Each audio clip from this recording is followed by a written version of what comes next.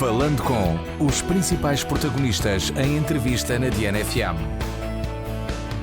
Muito boa tarde. Está no ar o programa Falando com, programa semanal na Diana FM, que vai para o ar todas as quintas-feiras às 18 horas. E esta semana, no rescaldo das eleições legislativas de domingo, convidámos Luís Dias, que acaba de ser eleito deputado pelo Partido Socialista. Luís Dias tem 40 anos. Foi até há poucos dias presidente da Câmara de Vendas Novas e agora foi eleito deputado. Obrigado, Luís, por ter aceitado o convite. Eu é que agradeço, antes de mais, uma boa tarde a todos os ouvintes da Diana e dizer que é de facto um prazer estar aqui hoje a gravar este programa numa ótica também de partilha e de contributo com todo o auditório da vossa rádio, que é importantíssima para a nossa região. Luís, deixe-me começar por um assunto precisamente relacionado com as rádios. Algumas rádios em todo o país boicotaram a campanha para as eleições em protesto por causa das alterações, da mais recente alteração à lei da rádio e por falta de medidas para o setor. Já tinha conhecimento deste descontentamento e se acha necessário ouvir o setor para... enfim, mudar alguma coisa no setor das rádios? Sim, já tinha conhecimento. Aliás, não é a primeira vez que há este boicote às eleições, como protesto também pela falta de distribuição de verbas para aquilo que são as rádios locais e regionais, mas não só, a imprensa em geral regional é muitas vezes posta de parte num momento tão importante como o de umas eleições nacionais e, portanto, entendo e sou completamente solidário com aquele que é o trabalho que fazem os nossos órgãos de comunicação social ao nível regional e sempre entendi que é serviço público aquilo que se faz quando se passa informação de qualidade e com garantias, portanto, de transparência para as nossas populações. Quer isto dizer o quê? Que nem só os órgãos de comunicação social nacionais chegam às nossas gentes e no Alentejo a importância, por exemplo, da rádio é ainda muito grande naquilo que é o cotidiano das pessoas, por exemplo, mais velhas, que diariamente têm acesso à informação porque existe uma rádio que de forma quase, numa relação quase cotidiana que estabelece há muitos anos, confiam e, portanto, confiando na rádio. A rádio é um meio de transmissão que tem que ser apoiado e, portanto, eu estou completamente solidário. Aliás, o Partido Socialista tinha no seu programa uma medida, eu subscrevi um conjunto de medidas para a valorização do interior e, portanto, com os cabeças de lista de todos os distritos do interior do nosso país, subscrevemos um programa que visava precisamente isto, que era criar um conjunto de medidas, portanto não especificámos algumas delas, mas que iam ao encontro deste tipo de situações, fazendo o quê? Apoiando, também aqui no caso da imprensa, apoiando na redução dos custos de contexto, porque não é igual. E, portanto, não é igual fazer rádio em Lisboa, ou no Porto, ou em Setúbal e no Alentejo. E, portanto, acho que essa redução dos custos de contexto, com apoios específicos para o setor, era uma das medidas que eu acho que podia e devia e tem que ser implementada rapidamente, porque não só a questão agora destas reduções de verbas que estiveram em cima da mesa para o boicote, porque são questões que são às vezes de natureza pontual.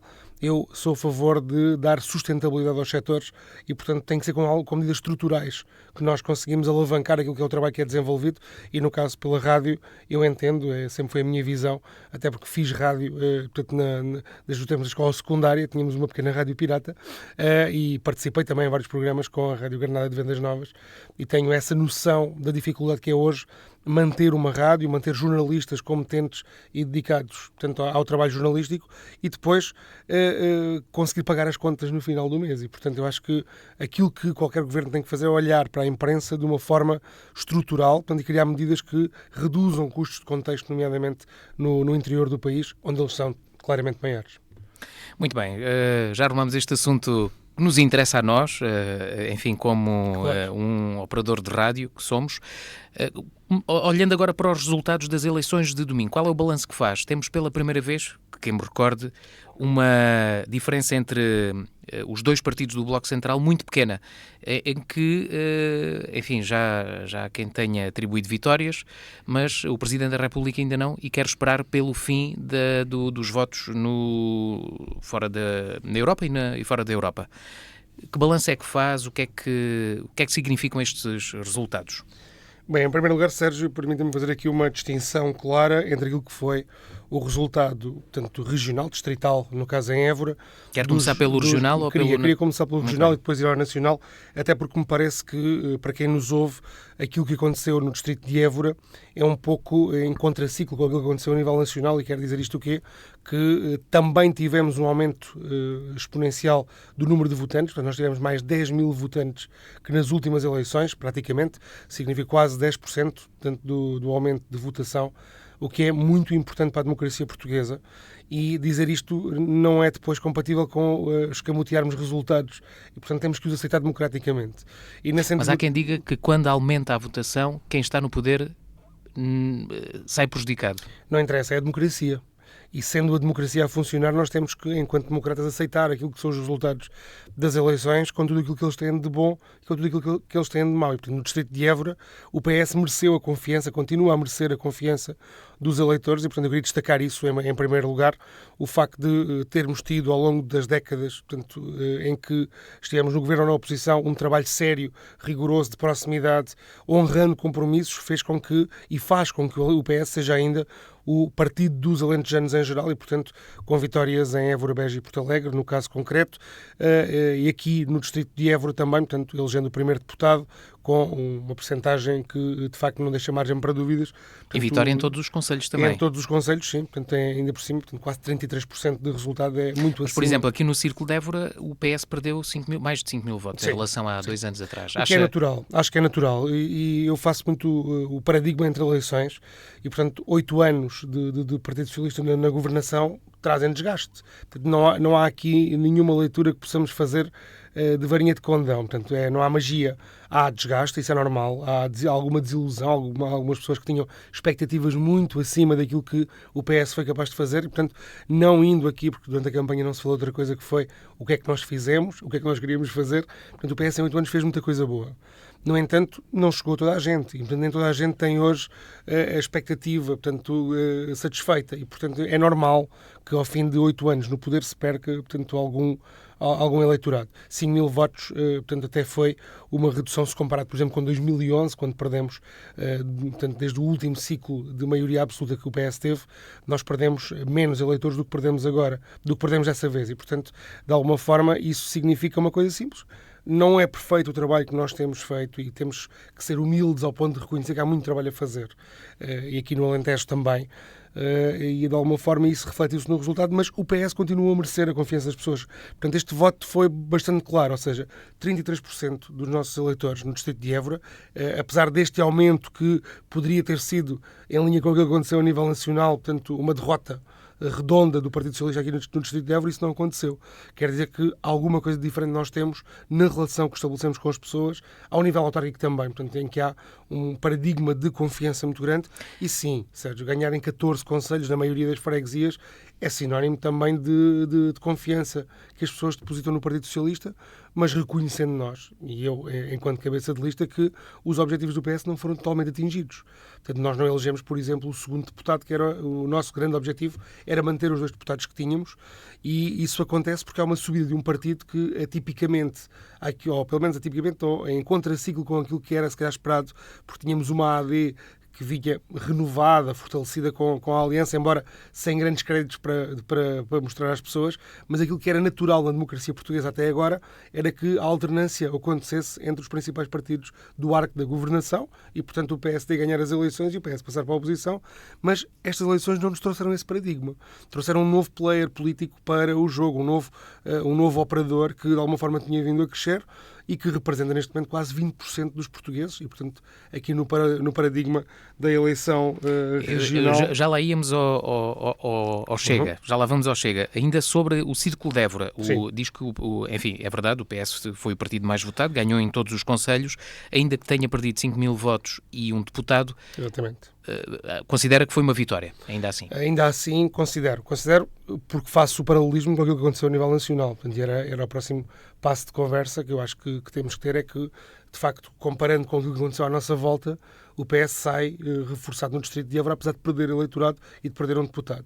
Sai reforçado numa coisa muito simples, é que nós temos em curso um conjunto de obras que nunca serão apagadas daquilo que é o paradigma do Partido Socialista. E, portanto, acho que o PS, com este resultado, podia ter perdido as eleições também aqui no distrito de Évora, como tudo aponta, vai perdê-las a nível nacional, embora ainda não seja definitivo, mas aquilo que me parece é que há uma diferença. Há uma diferença que os alentejanos continuam a ter naquilo que é o seu paradigma eleitoral.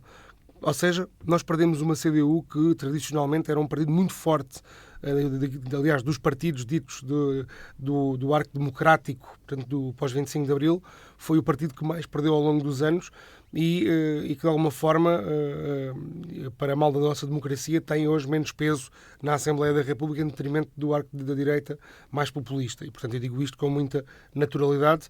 O Partido Comunista fazia falta, neste momento, no Parlamento, com um peso maior à esquerda e dando até a possibilidade de, se tivesse elegido em vários círculos onde não elegeu, de podermos ter uma maioria de esquerda no Parlamento.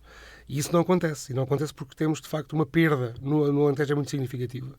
De facto, o Partido Comunista não eleger em nenhum distrito do Alentejo significa um afastamento muito grande para aquilo que era um denominador comum desde os nossos tempos, desde os primórdios da democracia portuguesa, com o 25 de Abril, e há, de facto, uma concentração de votos da esquerda no Partido Socialista. Portanto, houve aqui, entendo eu, um claro voto útil das nossas populações à esquerda, aqueles que se reviam na esquerda e que, percebendo que o sistema político que temos deitava para o lixo, e permitam-me aqui a expressão sem nenhum tipo de segunda intenção, mas que deitava para o lixo um conjunto de votos, houve muita gente que percebeu isso e que concentrou no PS a sua confiança para representar a esquerda no Parlamento e, no caso, na minha pessoa. Ainda sobre o Círculo de Évora, o PS foi um dos vencedores. Há mais vencedores, na sua opinião? Na minha opinião, há um claro vencedor, portanto, sem nenhum tipo de problema. O Chega foi um grande vencedor, porque o Chega, de facto, tem um crescimento que é normal. Portanto, nós o Chega passa de 7 mil votos para praticamente 18 mil e, portanto, acho que são 10 mil votos de diferença para o Chega. Portanto, porquê é que acha que isso aconteceu? De forma muito clara. A gente, quando vamos a votos e temos um programa, temos que olhar para a política de forma séria. E se olharmos de forma séria e rigorosa e com humildade para estes resultados, o povo quis mandar uma mensagem. Portanto, eu acho que as populações que servimos quiseram mandar uma mensagem clara, que é: nós confiamos no PS, no Alentejo, no entanto, algo não está bem, vocês têm que mudar aquilo que é o paradigma da política tradicional. E isso aconteceu em todo o lado. E, portanto, o Chega chegou, inclusive, a ganhar distritos pela primeira vez e a ganhar concelhos. E, portanto, aqui bem à nossa volta. E acho que essa mensagem é tão clara quanto o facto de muita gente que nunca sequer tinha ido votar na vida ter ido votar para mandar essa mensagem. E, portanto, se estabelecermos o paradigma, aqui um paralelo, digo, entre aquilo que foi o aumento do número de votantes no distrito de Évora, 10 mil, com o aumento do Chega, 10 mil, nós percebemos claramente uma coisa, que é: o votante tradicional continua a ter um paradigma de voto no arco da governação, PS, PSD. O eleitorado que normalmente não vai votar, desta vez quis dizer que alguma coisa tinha que mudar. E nós temos que Ou seja, os que há 2 anos não votaram, desta vez votaram e votaram no Chega. Exato. É isso? Acho que a grande maioria sim. Portanto, isso é sentido de forma transversal. E, portanto, dizer ou tapar o sol com a peneira numa fase destas era claramente não tentar resolver um problema que neste momento temos em mãos, que é o de ter um partido populista que neste momento representa 20% da nossa população no Parlamento português, e isso tem que ser combatido. Tem que ser combatido por um conjunto de princípios e valores que o Chega defende, que são completamente antagónicos com tudo aquilo que a própria sociedade portuguesa defende. Portanto, não temos dúvida que quem votou no Chega, e citando aqui o meu líder nacional, o Pedro Nuno, eu não acredito que 10 mil pessoas, ali no caso 18 mil pessoas, no Alentejo Central, no distrito de Évora, sejam xenófobas, sejam racistas e, portanto, não acredito que o voto no Chega tenha sido um voto pela ideologia do partido ou por aquilo que o partido propõe. Nem sequer pelo líder regional, porque ninguém conhecia o candidato do Chega aqui no distrito de Évora, é um perfeito desconhecido, até para nós que andamos na política aqui há muitos anos. Portanto, ele foi deputado anteriormente pelo PSD e veio do Algarve, não conhecia sequer a região e, portanto, este voto é um voto é aí que se vê que é um voto mesmo de protesto. E, portanto, respeitar quem votou no Chega em sinal de protesto é um primeiro passo para valorizar a democracia e é um primeiro passo para mudarmos as coisas que, de alguma forma, levaram a este paradigma. E os derrotados aqui no Círculo de Évora, CDU, e há mais algum derrotado? A AD acha que, enfim, como disse, algum cansaço que havia dos governos, dos 8 anos de governação socialista, a AD tinha a obrigação então a obrigação entre aspas, mas de ter mais votos, por exemplo? Eu acho que os grandes derrotados destas eleições são os 3 partidos, os 4 partidos mais tradicionais desde a democracia portuguesa. E, portanto, o PS perde e não atiramos aqui areia para os olhos de ninguém. Portanto, o PS perde 5 mil votos no distrito de Évora e meio milhão a nível nacional. Portanto, não há aqui margem nenhuma para não dizermos que um dos derrotados é o Partido Socialista, porque não atingiu os seus objetivos, embora tenha merecido a confiança aqui no distrito de Évora do eleitorado. O segundo grande derrotado é mesmo a AD.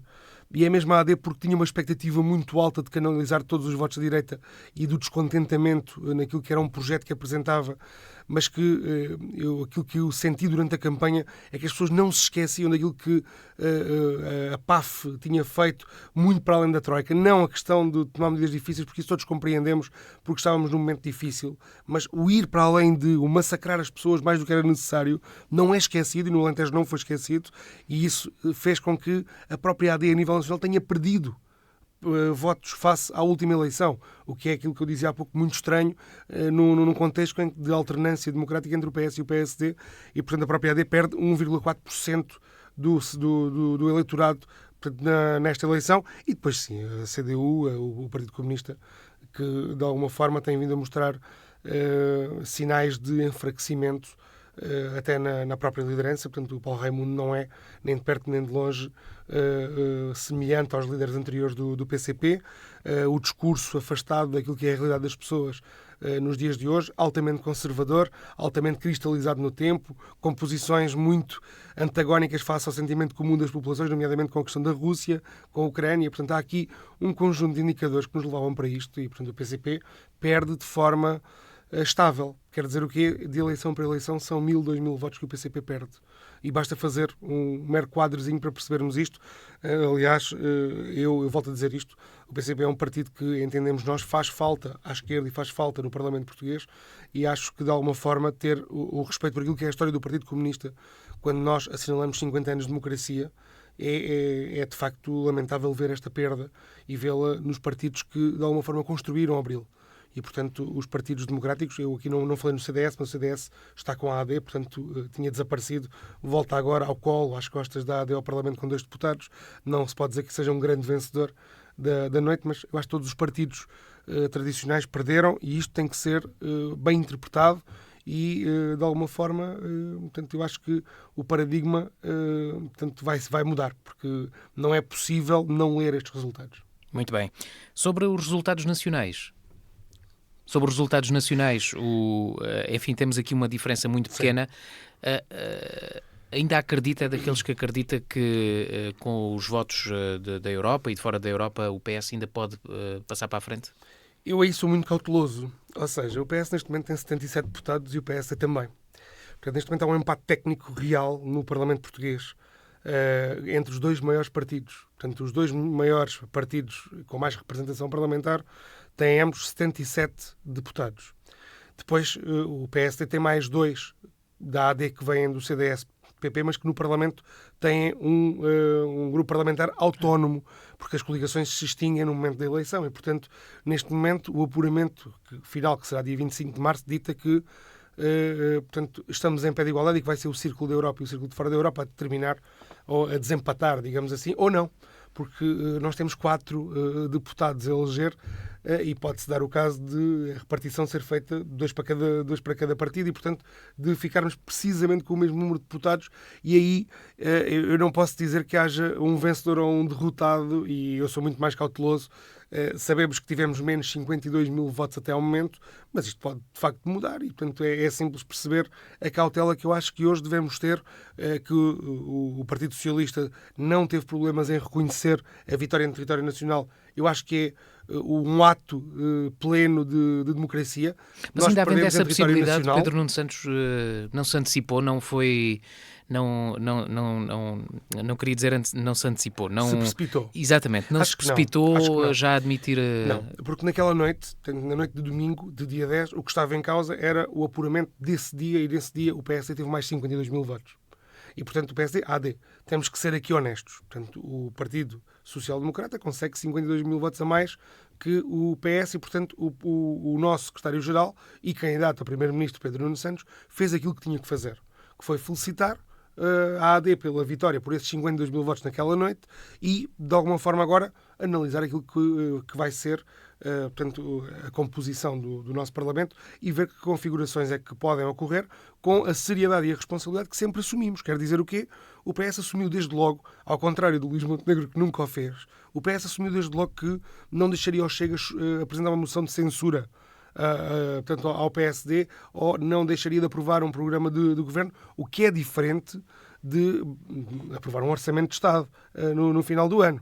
E, portanto, o PS vai assumir-se como força da oposição porque não tem maioria parlamentar neste momento para governar e mesmo que venha a ter mais deputados, essa maioria muito dificilmente será uma maioria de esquerda porque não temos números para isso. E, portanto, e era aqui que eu queria chegar com a minha análise, aquilo que temos em mãos é, de facto, um ato de profunda irreflexão e irresponsabilidade do Sr. Presidente da República. Aquilo que temos em mãos é um futuro incerto. É, de facto, não sabermos muito bem o que é que vamos contar, porque não há blocos maioritários neste momento, a não ser com o Chega. E, portanto... Ou seja, o Presidente da República, quando decidiu dissolver o Parlamento e marcar novas eleições, devia ter dado uma nova oportunidade ao PS de escolher outro líder para o Governo. O Sr. Presidente da República devia ter feito aquilo que fez o representante da República na Madeira, que foi, havendo uma maioria absoluta, deixar continuar a governar essa maioria absoluta com um novo líder. E, portanto, para a estabilidade do país, até porque se avizinhava, portanto, nós não acreditamos que o professor Marcelo Rebelo de Sousa, Sr. Presidente da República, que anda cá há tantos anos, nós não queremos acreditar que ele não antecipava, de alguma forma, um crescimento de um bloco extremo populista. E, portanto, acreditando que ele, como nós, tinha a mesma leitura do que ia acontecer, acho que foi um ato muito irrefletido porque de uma maioria absoluta que não era perfeita, que de alguma forma tinha que ser corrigida em alguns dos seus vetores, mas que estava a produzir um trabalho muito importante para o país, que estava a aplicar dinheiro do PRR que temos em prazo curto que aplicar, que estava a fazer obras significativas, aliás, na ferrovia, as maiores obras do século estão em curso. Um hospital que, no caso aqui em Évora, vai representar mais de 234 milhões de euros de investimento na saúde na região. Com tanto investimento a acontecer no nosso país, acho que foi muito irrefletida a decisão do Sr. Presidente e cabe-lhe ele agora encontrar uma solução para resolver este problema. Porque, na verdade, sem o Chega, o PSD não vai governar com maioria. E, portanto, entendo que a responsabilidade só é de uma pessoa neste momento. Mas na história de Portugal já tivemos governos de minoria a governar, aliás, o país. Mas acha que é difícil? Acha que vamos viver numa incerteza nos próximos, eu não diria anos, mas meses? Eu acho que vamos ter uns meses de incerteza agora. Portanto, não tenho muita dúvida que se o resultado agora do apuramento do Círculo da Europa e de fora da Europa não for clarificador, e para maiorias não vai dar, mas clarificador no sentido de termos um partido que seja realmente o vencedor exatamente, mais votado, eleições, com mais deputados. Apesar disso, acho que a gente vai ter uma grande incerteza porque não vai haver blocos maioritários a partir do momento em que o PSD assume que não fará um acordo com o Chega. Mas este resultado que dá um equilíbrio muito grande entre PS e AD, interpretando os resultados, não quer dizer que os portugueses gostavam de ter PS e AD ou que houvessem entendimentos entre os dois? Não, Sérgio, não faço essa leitura por um motivo muito simples. Há socialistas que defendem isso, acham que o PS devia de fazer entendimentos com a AD. E eu concordo que deve haver em setores-chave. Já foi assumido por ambos os líderes. Setores como o da Justiça carecem urgentemente de um acordo de Estado. E, portanto, os acordos de Estado em pastas-chave para a evolução da nossa democracia e do nosso Estado Social, estaremos sempre, obviamente, de acordo com aquilo que se quiser fazer. Mas nunca estaremos de acordo, Sérgio, com um partido que defende, por exemplo, o desvio de verbas do Serviço Nacional de Saúde para os privados.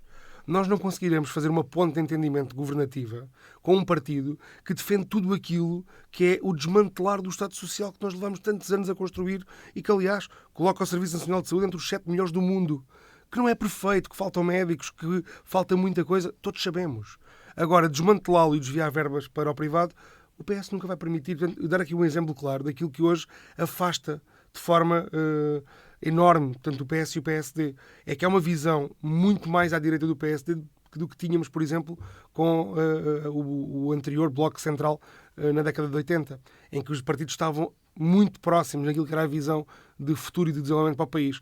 Hoje o PSD está muito chegado à direita. Acha que o PSD está muito chegado à direita e o PS muito à esquerda, e isso é essa a diferença? Eu acho que a grande diferença foi aí. Portanto, o centro do espectro político está hoje um pouco órfão.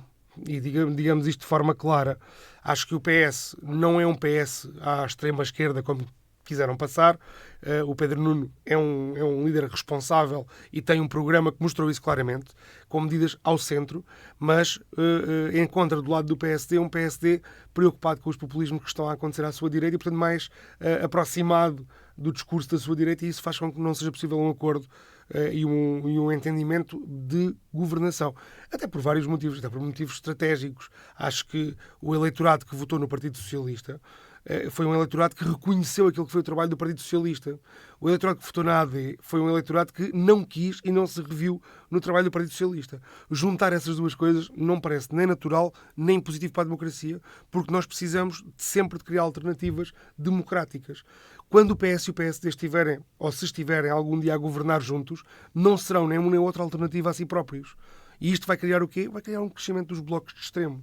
E, portanto, não é útil à democracia portuguesa que não se deixe ou que acabe esta visão de alternativa democrática que sempre existiu em 50 anos de democracia e, portanto, o PS está no governo, o PSD assume-se como alternativa. Neste caso, se o PSD conseguir formar governo, o PS deve assumir-se como alternativa. Vamos imaginar que os votos que faltam agora contar dos imigrantes davam vitória ao PS. O que é que o PS devia de fazer? Bem, em primeiro Ainda lugar, acredita num governo de esquerda, por exemplo? Com o LIVRE, com o Bloco de Esquerda e com... ainda que não tivessem a maioria, mas... Precisaríamos sempre... seria sempre um governo minoritário. Portanto, de alguma forma, eu acho que o Sr. Presidente da República vai ter a chave dessa decisão e não vai ser uma decisão muito fácil para ele, mas também foi ele que criou o problema, portanto, vai ter mesmo que se entender consigo próprio. Mas se o PS tiver mais deputados, depois desta divisão destes 4 deputados, eu acho que o mais natural é convidar, portanto, o Sr. Presidente da República convidar o PS a formar um governo, e acho que sim, acho que os primeiros sinais que temos é de haver já conversa, portanto, com os partidos à esquerda, porque mesmo não sendo um governo maioritário, a verdade é que era um governo com uma representatividade diferente daquela que o PSD com a Iniciativa Liberal conseguiram. E, portanto, ter 4 ou 5 partidos, se o painel também fizer parte do acordo, a governar ou a tentar governar o país, ou ter 2 com 1/3 do peso da esquerda, eu acho que é bem diferente. Mas depois vai ser difícil, não é? O funcionamento no Parlamento será sempre difícil, exato. Será sempre um mandato muito difícil, muito exigente, disso não temos dúvidas.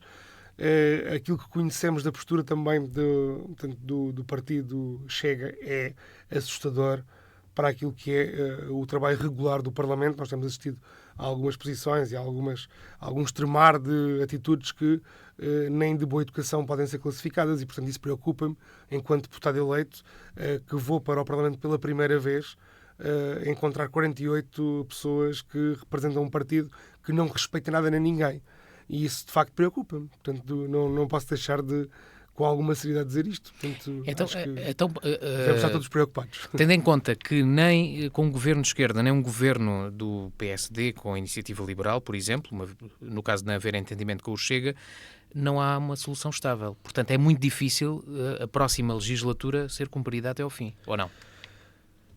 Eu acho que o resultado que temos em mãos e aquilo que é o cenário que temos para trabalhar aponta para uma grande instabilidade ao nível político no nosso país. E não tenho qualquer dúvida nisto. Portanto, o futuro é mais incerto hoje do que era há um mês atrás. Que consequências é que isso tem? Isso tem consequências muito graves. Tem consequências para os níveis de confiança, por exemplo, dos investidores externos. Portanto, o nosso IDE, portanto, o investimento direto externo, tinha vindo a aumentar ao longo dos últimos anos e muito. E isso tem feito até com que a economia portuguesa tenha vindo a crescer mais do que a economia europeia. E não tenho dúvida que a instabilidade política gera uma primeira coisa, que é a desconfiança nos mercados.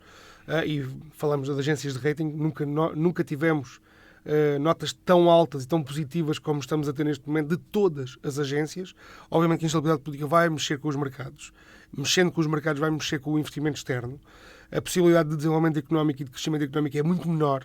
A classificação dos mercados e o custo do dinheiro que nós precisamos para fazer funcionar a economia que vamos buscar lá fora vai aumentar, e isso vai trazer um conjunto de consequências diretas para a qualidade de vida das pessoas, porque havendo menos investimento, havendo menos produção de riqueza, havendo menos emprego, as contas estáveis do nosso país, o equilíbrio da nossa balança comercial com mais exportações e menos importações é afetada também, e acho que isso é uma consequência demasiado grave para se pôr para segundo plano. E mais, há um momento aquilo que vivemos hoje, em que o PS entrega ao futuro governo, seja ele na configuração que for, e ainda não, como falámos há bocado, não sabemos qual vai ser, mas entrega o António Costa e o seu governo um país com superávit financeiro, portanto, as contas, os cofres do Estado estão cheios, e ontem já era notícia isto durante a campanha imprensa, e permita-me esta nota, a imprensa nacional nunca disse isto em momento algum durante a campanha, mas ontem já era notícia, e primeira página dos nossos diários nacionais,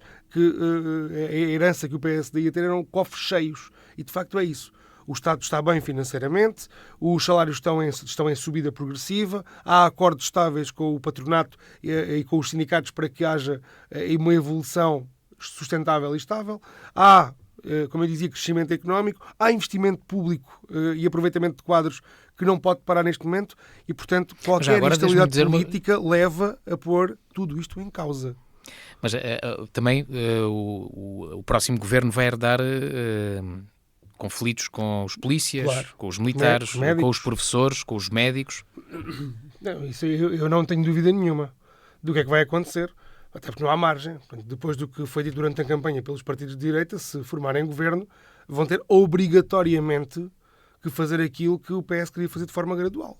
E, portanto, eu não estou à espera que os partidos de direita cheguem ao governo agora e não aumentem cada cêntimo daquilo que é exigido pelos médicos, que não aumentem cada cêntimo do que é exigido pelos polícias, que não aumentem cada cêntimo daquilo que é exigido pelos professores. E o que é que isto vai dar? Vai dar que este superávit de que falámos nas contas do Estado não vai ser contínuo. E, portanto, aquilo que o PS defendia era uma devolução destes direitos todos de forma gradual e progressiva, de forma a manter o equilíbrio das contas, onde as pessoas terem os seus direitos repostos. Concordávamos com isto, aliás, até em contraponto com aquilo que defendia o governo de António Costa, e, portanto, sem nenhum tipo de problemas, líderes diferentes têm visões diferentes. O PS defendia que, por exemplo, no caso dos professores, devíamos fazê-lo em 4 anos. E em 4 anos todos os professores tinham devolvidos os seus direitos, portanto, os anos perdidos durante o período da Troika, ou do além da Troika, como eu há pouco dizia, e as contas do Estado não ficavam postas em causa. O que a direita defendeu não foi isso. E, portanto, agora aquilo que exigimos à direita, se formar governo, mas também estamos aqui a fazer um bocadinho de especulação, não sabemos o que é que vai acontecer, mas não há mais nada que possamos fazer do que não exigir que todos estes conflitos sociais sejam estancados com aquilo que a AD prometeu em campanha. E, portanto, a AD e o Chega. Portanto, neste caso concreto, portanto, é tudo para todos. E, portanto, vamos aguardar para ver se é assim. Vamos ver como é que... Luís, como é que espera exercer o seu mandato de deputado? Espero... Os deputados ainda não sabemos bem como é que, enfim, o que é que agora os resultados eleitorais enfim, dos imigrantes vai ditar, mas sabemos que muitas vezes o deputado da oposição tem mais visibilidade. Como é que, enfim, já pensou nisso? Como é que tenciona cumprir o seu mandato de deputado? Bem, em primeiro lugar, domingo foi já ali e, portanto, eu tenho estado a recuperar de uma campanha muito exaustiva que fizemos junto das pessoas no Alentejo. Aliás, foi um mês no terreno, e as últimas 2 semanas permitiram-me ir 2 vezes a cada concelho deste distrito e, portanto, contactar com umas boas centenas / milhares de pessoas do Alentejo, mas também no chão do corpo, como eu costumo dizer, e, portanto, eu tenho dedicado os meus últimos dias a estar com a minha família também, com a qual não estive muito tempo durante a campanha, mas tenho uma visão, obviamente, daquilo que é o trabalho que quero fazer e, portanto, não tenho ainda uma abordagem muito elaborada, mas sei o que é que quero. Sérgio, eu, enquanto deputado, e portanto depois da tomada de posse, eu tenciono ser um deputado de proximidade. Quer isto dizer o quê? Eu fui autarca. Eu fui autarca 10 anos e meio. Portanto, no poder, na Câmara de Vendas Novas, mais 8 anos na oposição na Assembleia Municipal de Vendas Novas. Portanto, eu levo quase 20 anos de autarca. Isto quer dizer o quê? Um autarca tem uma visão diferente de um deputado que sai da Faculdade de Direito para o Parlamento. E, portanto, nós temos uma visão daquilo que é o território, daquilo que são as dificuldades das pessoas, daquilo que são as dificuldades das instituições e, portanto, aquilo que eu tenciono fazer é um pouco usar essa visão e esse conhecimento e aprofundar, no fundo, essa relação com as pessoas na minha função de deputado. Quer dizer o quê? À segunda-feira, que é o trabalho para representação na região, eu tenciono estar no terreno, eu tenciono acompanhar e visitar cada uma das entidades que visitei em campanha e acompanhar os seus problemas e levar os seus problemas ao Parlamento. Eu tenciono ser uma voz realmente do Alentejo e das pessoas do Alentejo, não só das que votaram no Partido Socialista, mas de todas aquelas que passei a representar enquanto deputado, porque eu entendo que um deputado representa a região, não representa apenas o eleitorado que o elegeu. E, portanto, é com essa proximidade, com essa vontade de fazer acontecer todos os dias, que eu vou agarrar portanto, esta missão de ser deputado do Alentejo Central, do Distrito de Évora, e, portanto, levar ao Parlamento muito daquilo que são os problemas que eu conheço para que o Governo, seja ele qual for, os possa resolver, lutar para que não parem os grandes projetos que o PS lançou e que estão em curso, como o do hospital, do curso de Medicina que a Universidade de Évora já está, em que a Universidade de Évora já está a trabalhar, a ferrovia com a questão da ligação do Corredor Internacional Sul entre Sines e Espanha, a questão das plataformas logísticas, a questão do aumento do número de horários de comboio na linha do Alentejo, na ligação entre Évora e Lisboa e na redução do custo, tudo isto que estava assumido por nós, eu não vou deixar de lutar por isso.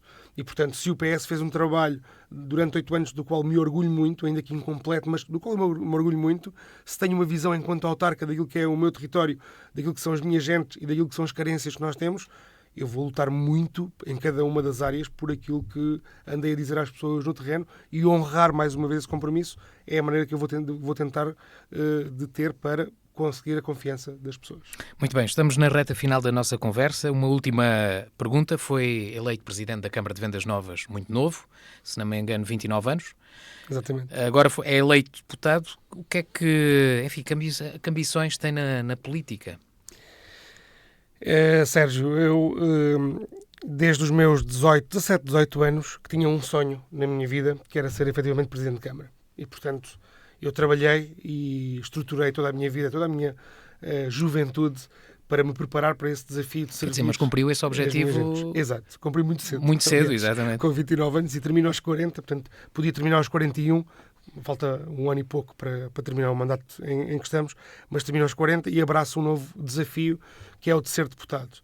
Eu não tenho por hábito na minha vida estabelecer um padrão evolutivo de carreira mais do que um ano ou dois, e portanto com o contexto que temos, com a instabilidade que vamos ter, era aliás uma ilusão fazer planos de carreira na política portuguesa a mais do que um ano ou dois, e portanto eu agora tenciono ser deputado, isso é o a sério. E isso é o que mais importa na minha vida neste momento, é dedicar-me de corpo e alma à minha função e honrar a cada dia a confiança que as pessoas depositaram em mim. Depois logo se vê. Portanto, neste momento é impossível nós estabelecermos. Eu sei que o Sérgio queria ouvir que eu se calhar gostava de chegar a deputado, peço desculpa, a ministro, ao Secretário de Estado, ou até para o Parlamento Europeu. Eu não tenho esse tipo de padrão neste momento. Ou voltar a ser autarca? Ou voltar a ser autarca. Mas eu neste momento o que tenho certo é uma dedicação total à causa que abracei, que é de ser deputado da Nação e é de ser o representante do Distrito de Évora no Parlamento Português. Muito bem, estivemos à conversa com Luís Dias, o deputado eleito pelo PS no Círculo de Évora, agora nas eleições de domingo. Muito obrigado mais uma vez pela disponibilidade. Obrigado, Sérgio, também pela oportunidade que me é dada. E que corra tudo bem nas novas funções. Muito obrigado. Ficamos por aqui. O Falando Com regressa 2 a 8 dias com um novo convidado. Boa tarde. Falando com os principais protagonistas em entrevista na DNFM.